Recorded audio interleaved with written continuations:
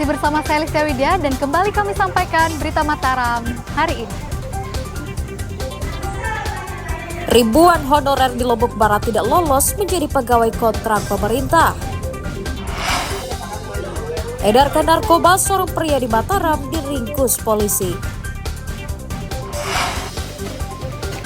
Cegah penularan virus HMPV, Dinas Kesehatan perketat pengawasan pelabuhan dan bandara.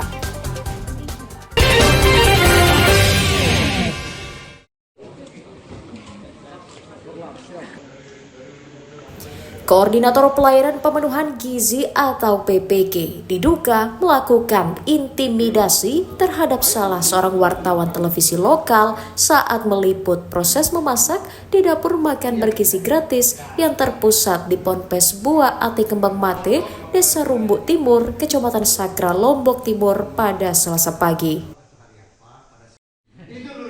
Pasalnya, tanpa ada peringatan dan komunikasi, petugas bernama Agamawan Salam langsung merampas dan menghapus paksa semua video yang direkam korban.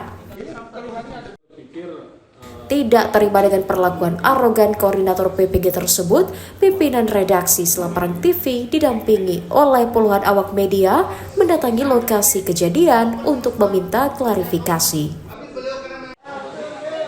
Perilaku intimidasi tersebut sangat disayangkan karena termasuk menghalangi tugas pers yang tertuang dalam Undang-Undang Nomor 40 Tahun 1999. Perwakilan media meminta pelaku segera meminta maaf secara langsung di hadapan puluhan awak media. Terus saya juga mendengar dari ceritanya Mbak Cilani tentang kondisi dapur yang mungkin masih dalam tahap persiapan dan belum pas semuanya lah standarnya Pak.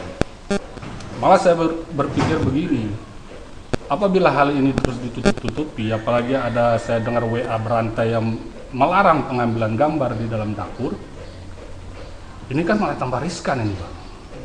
Ini masalah makanan yang sudah disiapkan untuk siswa. Kalau hal itu ditutupi dan terjadi sesuatu hal di lapangan, kan tambah repot lagi sih. Apa sebenarnya yang kita sembunyikan? Ada enggak undang-undangnya yang melarang kita untuk meliput pengambilan? Sementara Agamawan Salam, koordinator PPG, mengaku hilaf dan meminta maaf kepada wartawan dan berjanji tidak akan mengulangi perbuatannya. Dari wartawan kayaknya itu yang sampaikan dengan humanis, tidak ada yang sifatnya kasar, lebih-lebih ini perempuan lagi, tidak ada seperti itu. Banyak yang menyaksikan, bahkan banyak kan di sini rame. Tidak mungkin harus laki-laki bersikap kasar dengan perempuan di tempat seperti itu. Nah, jadi yang jelaskanlah. Jadi begini Bu Sila, SOP dapur kami seperti ini. Dan mohon maaf jika ada tidak kenyamanan atau apa, tapi memang SOP dapur kami memang seperti ini. Yang kasih pemahaman pada rekan kita, Ibu Sila waktu itu saya jelaskan begini. Jadi Bu Sila mohon maaf, ini termasuk privasi kami. Ini masih hak kami, mohon izin. Tidak ada perampasan. Nah, jadi di video itu Ibu Sila mohon maaf, ini video dan foto harus kami hapus dulu. Nah, jadi mohon maaf Pak, nanti kita ndak kita kirim itu nanti. Tapi kita kan ndak tahu nanti, yang penting kita sudah jaga-jaga SOP. Meski telah meminta maaf, tindakan dugaan intimidasi ini sangat disayangkan oleh sejumlah organisasi profesi karena dianggap menciderai kebebasan pers dan menodai niat tulus pemerintah pusat dalam menghadirkan program pro rakyat di daerah. Muhtadung melaporkan dari Kabupaten Lombok Timur.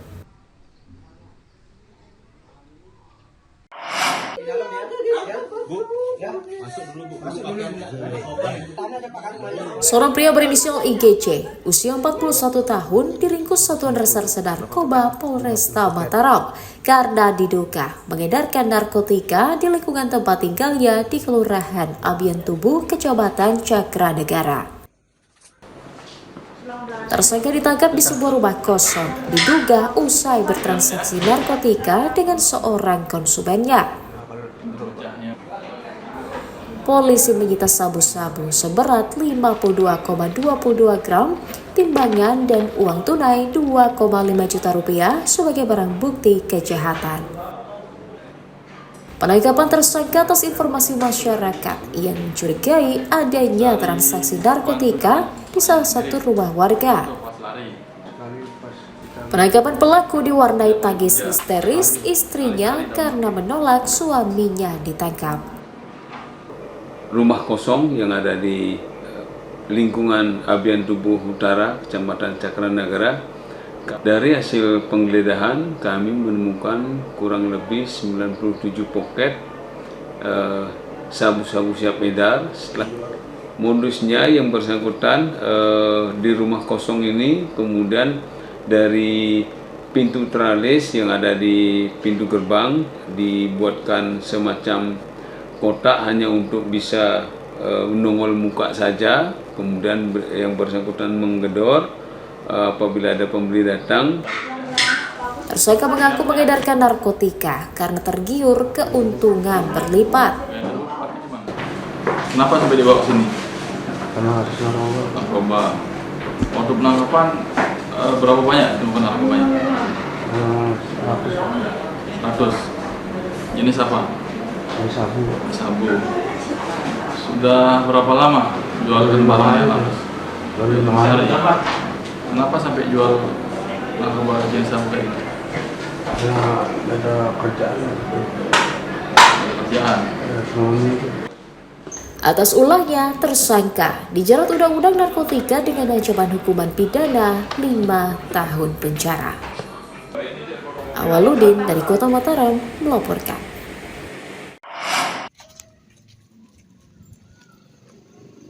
Seorang pria bernama Ismedi Zainal diringkus Satuan Reserse Kriminal Polresta Mataram karena merampas ponsel anak-anak yang sedang bermain di pinggir jalan. Ismedi ditangkap di rumahnya di Kelurahan Jempong atas laporan orang tua korban yang menjadi korban jambret di lingkungan BTN Sweta Bertais. Aksi tersangka terbongkar setelah polisi melacak GPS ponsel curian yang digadaikan ke seseorang dan mempelajari rekaman kamera pengawas yang terpasang di lokasi kejadian. Tersangka merupakan residivis kambuhan yang pernah dihukum karena menjambret tas milik seorang ibu rumah tangga di Pasar Karangsukun Mataram beberapa tahun lalu. Berawal dari rekaman CCTV yang diperoleh oleh rekan-rekan opsional di lapangan, bisa di profiling pelaku. Terduga pelaku ini merupakan residivis, dia residivis. Setelah dilakukan penyelidikan berhasil ditangkap. Kemudian dari pelaku juga diketahui telah melakukan beberapa kali perbuatan yang sama dengan modus yang sama. Lagi ngapain itu pada saat itu? Lagi pegang HP, duduk dia baru berarti tidak kebetulan lewat apa sengaja sudah nyari ini? Kebetulan lewat. Dari Kediri saya. Di mana? Kebetulan saya lihat.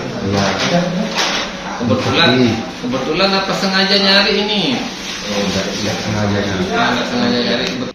Atas ulahnya, tersangka dipastikan kembali mendekam di sel tahanan karena dijerat pasal 365 KUHP tentang pencurian dengan pemberatan dengan ancaman hukuman pidana 7 tahun penjara. Awaludin dari Kota Mataram melaporkan.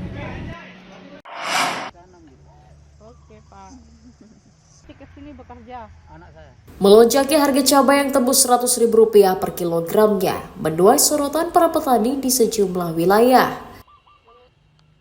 Seperti di Kabupaten Lombok Tengah, kenaikan harga cabai membuat petani heran karena mereka hanya menjual cabai Rp55.000 saja per kilogramnya. Kenaikan itu cukup rasional karena minimnya stok cabai hasil panen akibat cuaca buruk sejak akhir tahun lalu.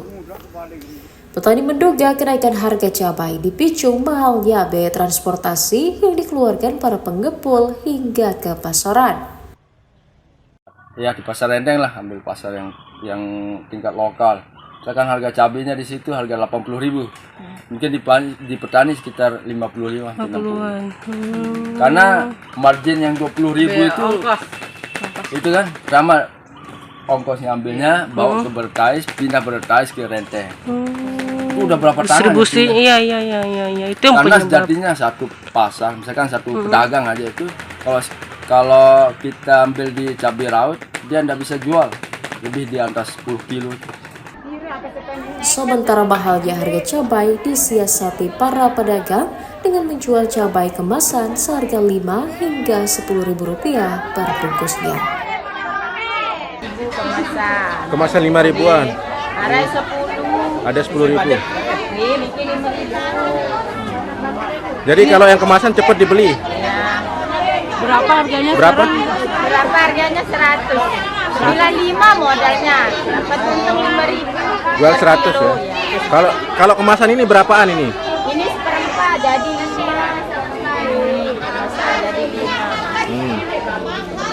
Ini 10. 10. 1 on. Berapa kilo? Yang ini 75, 80 saya jual. Pedagang berharap harga cabai segera turun agar mudah dijual dan tidak membebani masyarakat. Lukmanul Hakim melaporkan dari Kabupaten Lombok Tengah.